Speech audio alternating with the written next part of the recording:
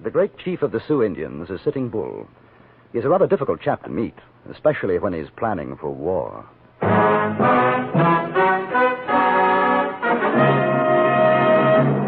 Frontier Gentlemen.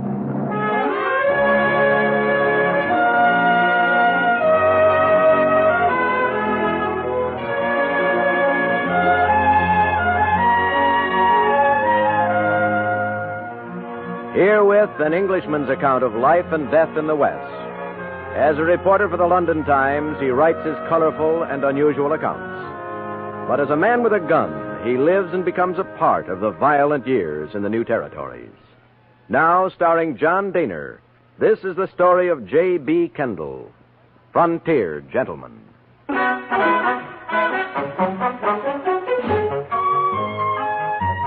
The distance from South Sunday to Rosebud in Montana Territory is about 30 miles. Due to a heavy rainstorm and my lack of funds, it had taken me a week to reach Rosebud. Luckily, when I arrived, my remittance from England, $250, had already been forwarded, and I was once again solvent. After posting off my weekly report to the London Times, I went to the most likely place in Rosebud to get local color and information. Except for the bartender polishing his glasses and a cat on the bar, the place was quite empty. I ordered a drink. 2 bits. Thank you. It's all right. Hush up, cat. Where are you from, mister? London. London, England? That's right. Well, if that don't beat all. My great-grandpa come from there. Uh-huh. Jackson Beeson's the name. J.B. Kendall. Well, howdy. How do you do, sir? Tell me, Mr. Beeson, what's the situation with the Indians these days? Well, now you come to the right place for that bit of news. Oh, get away, cat. Yes, sir, we're going to have trouble. You can thank your stars that we got General Gibbon here keeping an eye out. I hear tell Custer's on his way, too. Oh, bad as that, huh? Worse. Well, just yesterday, correspondence fella like you, he come in, works on the Montana Telegraph News. Jackson, he says, them Sioux is working up to a boil. Oh, it's going to be wicked. Mighty wicked. Do you think it'll mean war? I don't have to think. I know. You cat. Get out of here. Go on. Get out. Get out. Darn cat's a regular drunkard. This correspondent chap, is he still here? Charlie Meeker? Oh, sure. He's around somewhere. I'd like to meet him. Right nice fella. Now, let's see. You might try up to Dolly's place. Cross the street there. Second house on the right. Can't miss it. Just ask for Charlie. He rooms at Dolly's. Thanks very much. Mm-hmm. And, look, if he ain't there, I'll tell him you're looking for him when he comes back. You stop by tonight. Right.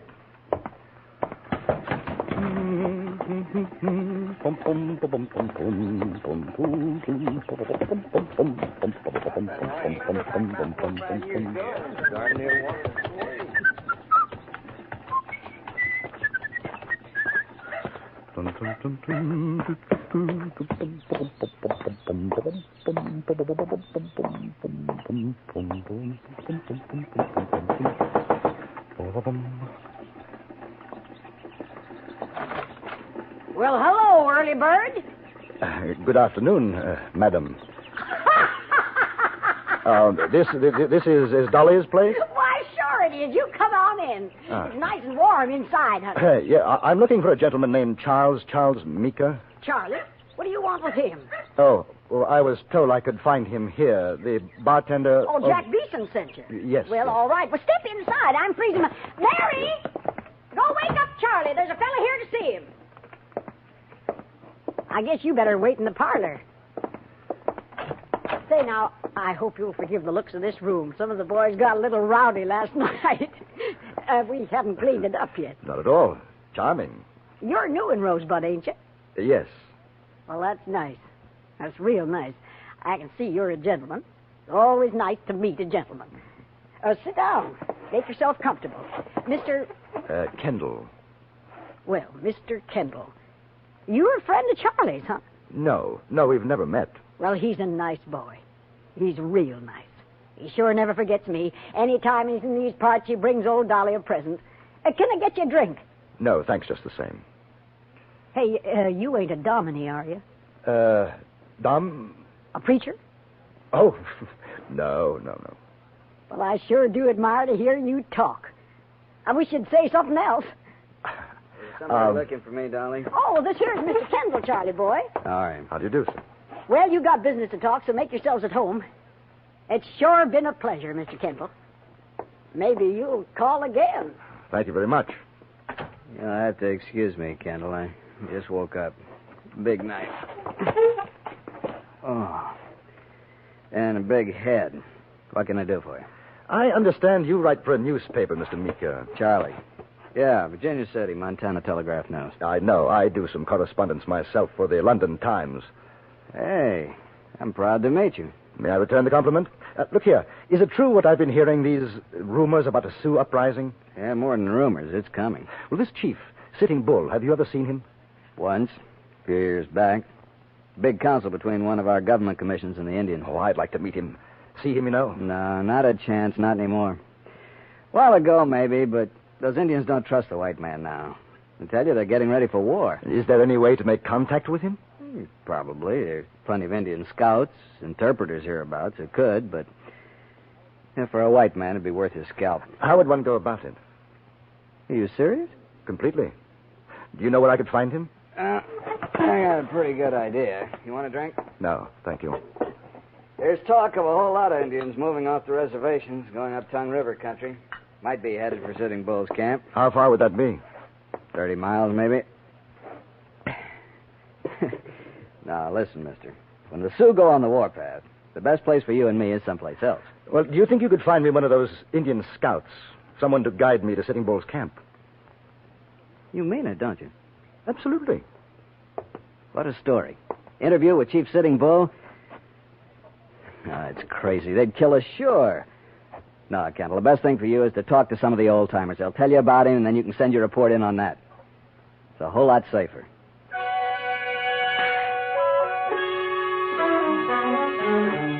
That evening in Beeson's saloon, Charlie Meeker found a half-breed interpreter, Johnny Duchelle. He was a big man, dark, with handsome features, and when he smiled, which he did constantly, there was something at odds in his eyes, veiled, a coldness.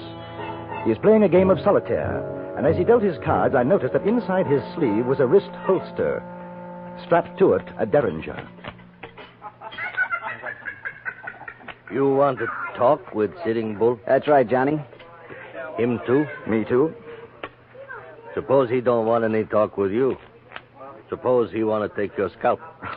That would be rather awkward. Johnny, how well do you know the chief? How well does any man know another? Charlie says you've done scouting work for General Crook. Well, doesn't that make you Sitting Bull's enemy? Yesterday I scout for the soldier. Tomorrow maybe I fight with the Indian. Who knows? Yes. Well, the point would seem to be, whose side are you on if you do guide us? If I do this thing, you put your trust in me. I see. Well, what do you say, Johnny? Can you take us to him? Black ace on the red 2. Yeah. You got $50, silver? Kind of high, isn't it? Sitting Bull, one big chief. You want me to take you to Red Cloud, Crazy Horse? Maybe cost less. What do you think, Kendall? I'm not sure. Maybe you find somebody, do it for less. He'd take you to Indian, cut out your heart, huh? Now, Johnny's all right. 25 apiece would be worth it. All right. When, Johnny? Tomorrow. Fine. Take no guns.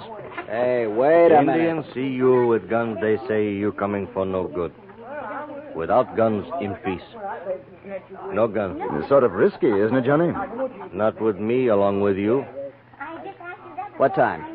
We meet outside the state station. 6 o'clock. See you then. Well, then you better give it to me right now.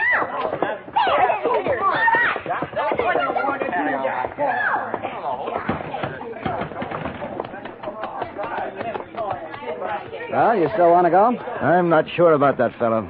That's a chance you take these days. We can back out. No. But to be on the safe side, Charlie, I think 2 guns in shoulder holsters would make me feel a bit better. Sure. You got 'em? Never use a gun myself. Oh, yes, I've got them. Look here, Charlie. Now, this is my idea. No need for you to come along, you know. What's the matter? You want the story for yourself? No, not that at all. I'm sorry. I only thought that... Forget it. We'll go together. Hey, how about coming over to Dolly's with me for nightcap? No, thanks, not tonight. Sleep for me. Oh. Well, see you in the morning. We can pick up horses at the livery stable. So long. I watched him walk away, a rather short, thin man, shoulders a little rounded. And then he was lost in the shadows, and I had that odd sensation of having lived this moment before. It had been in Peshawar, in northern India. I remembered a good friend who had walked away from me in the night. The next morning, his head was thrown through the barracks window.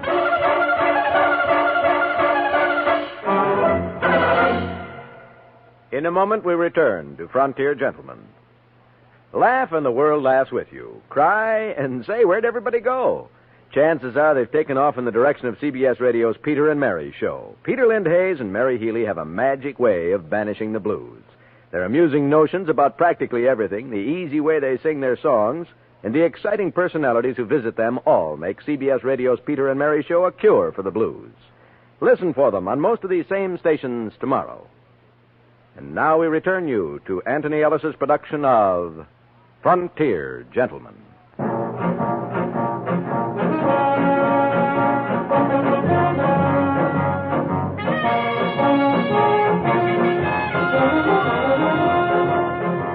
The morning was gray, a bit windy. We left Rosebud at 6 o'clock and rode steadily toward the southeast. I could see no sign of a gun on our guy, Johnny Duchelle, but his bulky jacket could have hidden an arsenal. For perhaps over an hour we didn't speak. Charlie, red-eyed from want of sleep and too much whiskey, nodded in his saddle. The half-breed traveled a little ahead of us, cautious, watchful.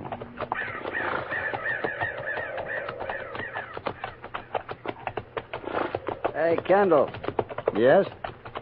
Never drink Dolly's rot gut. I won't. I can take the pepper, even the tobacco juice she puts in it. But that whiskey... You know, we had a cure for your complaint in India. Oh? Curry powder, ginger, a snake's head, preferably a cobra, a big spoon of sugar, stew the whole thing in a pot of strong tea, and then drink it down.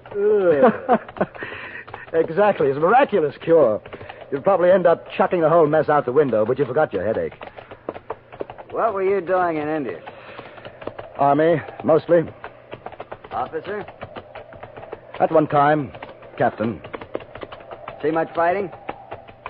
Enough. Oh, you with? The cavalry regiment.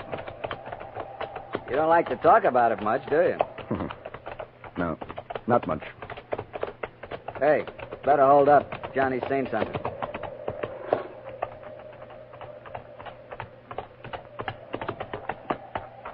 In timber. Cheyenne, I think. You stay. I talk to them.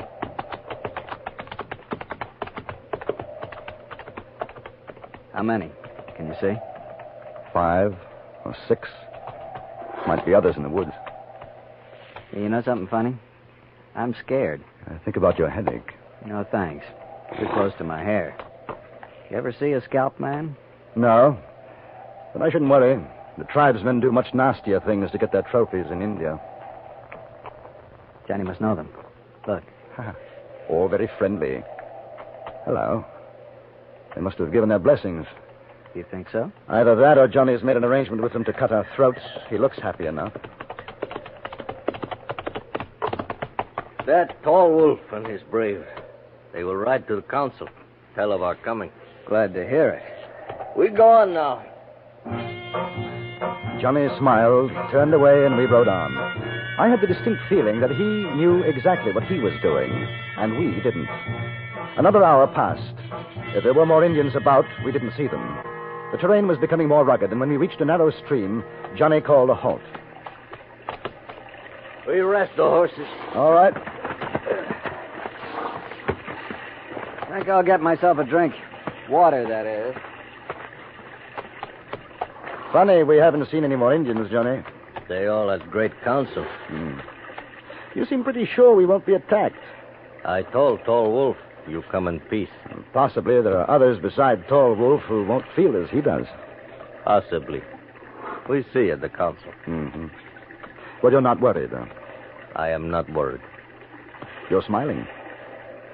Good for a man to smile. Depends on his reason. I smile because you paid me $50 silver to bring you here. Tell me, Johnny, what will it cost to take us back? The cost to you will not matter. I think you will not be going back. He made a slight movement with his hand, and a derringer appeared in it. For a moment, I had forgotten his wrist holster. He was standing no more than 4 feet from me, and I didn't move. If you'd ever seen what a 41 derringer can do to a man, you'd understand. Then he brought out a revolver from his jacket and backed away a few steps.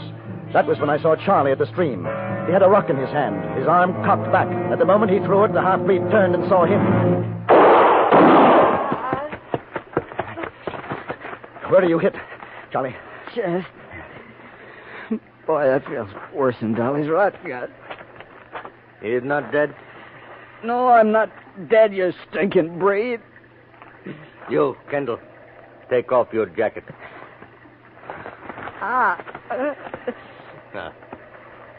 Untie those shoulder holsters. Let them fall to the ground. Move back. Stop. You both got more silver. Give it to me. I'll spit in your eye first. I told Tall Wolf I take you to Sitting Bull as my prisoner, alive. He will think well of me, give me place of trust. Your own mother wouldn't trust you, Johnny. With much silver, 2 horses, even a stinking breed will be important man. Give it to me. You'll find a bag in my jacket. Good. Now, you both, you walk. I ride behind. Can you get up, Charlie? Sure. Yeah, I'll help you. It's my fault. I should have done something sooner. I wasn't sure about him. Walk. Cross the stream. Follow the trail. Come on. Lean on me.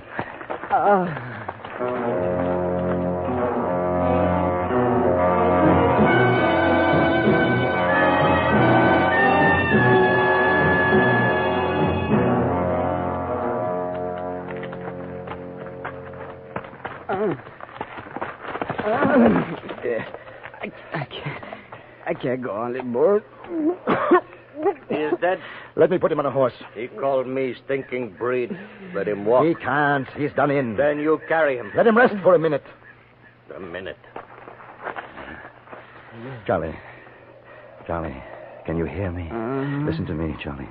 The trail narrows a few yards along. There's a slope on our left. Do you hear me, Charlie? Yeah. I'm going to let you fall. If I can get him to take his eyes off me, there's a knife in my boot. All right. Good luck. All right, Charlie. Up you come.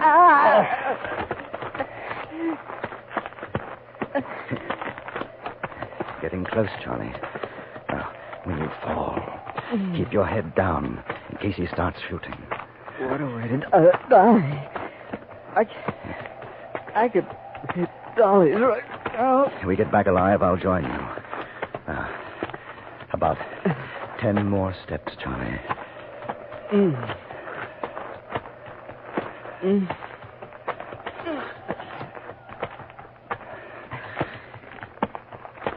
Now, Charlie.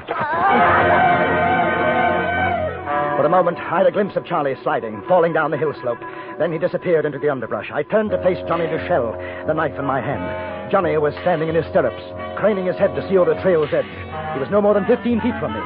It must have been the horse shifting its weight that disturbed my aim. I threw, and the knife struck high on his shoulder. He half fell from the saddle, and I ran for him.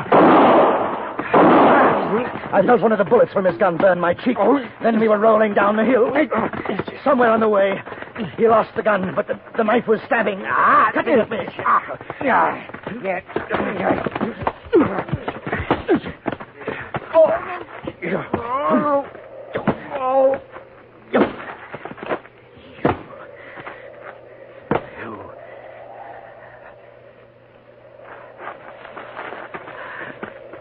Charlie.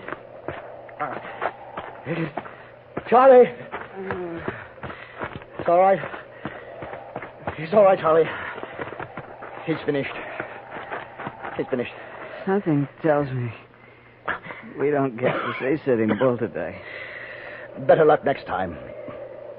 Hey, Kendall. Whiskey's paid for. But I owe Dolly for room and board. It's only...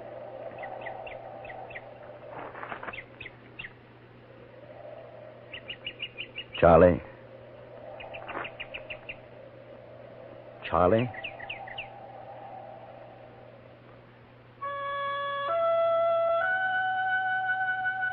I took Charlie back to Rosebud, to Dolly's place. She had me put the little man on the parlor couch. Then she knelt by his side, took his hand in hers. Charlie, boy, it's Dolly. This was my place, mister, like the one I never had. My good, bad boy. Dolly misses you, Charlie, boy. Wake up, son. Most of Rosebud attended the funeral of Charles Meeker. I sent the story to his own newspaper, as well as to the London Times. And for Charlie, I decided to stay on in Rosebud, to have another shot at a meeting with Sitting Bull.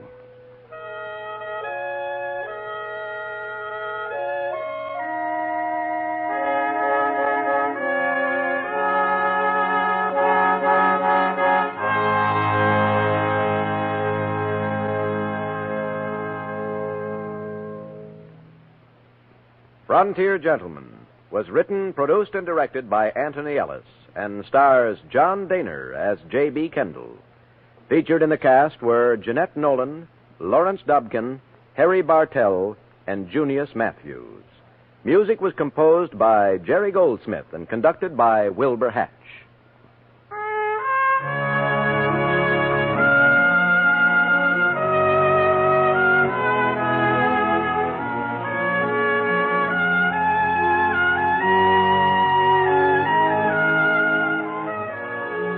Later today, you'll have 5 more engrossing dramas waiting for you on CBS Radio, starting with Suspense, which today stars Herbert Marshall. You can look forward to plenty of action and plenty of thrills with yours truly, Johnny Dollar, the FBI in Peace and War, Indictment, and Gunsmoke. For good listening, keep listening to CBS Radio.